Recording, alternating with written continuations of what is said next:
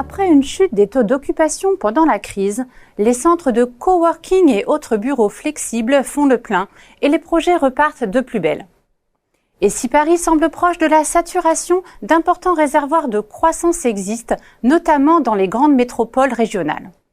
Des métropoles qui sont investies par des leaders nationaux comme Wojo ou Spaces, ou des spécialistes de la province tels Newton Office ou Bureau & Co.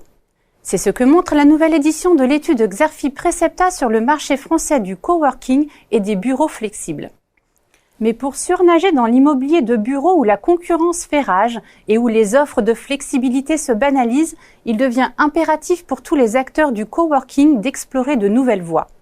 L'étude a pour cela déchiffré les logiques de croissance de tous les opérateurs ayant investi les créneaux du bureau flexible.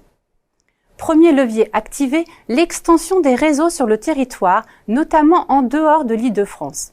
L'étude passe en revue les offensives de Newton Office et Flexo en région et présente dans le détail le plan de développement de la franchise d'IWG.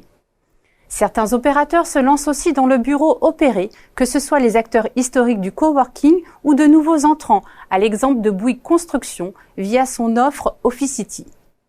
Selon l'étude Xerfi Precepta qui a passé au crible l'offre d'une 50aine d'intervenants, le bureau opéré prend de l'ampleur dans les stratégies.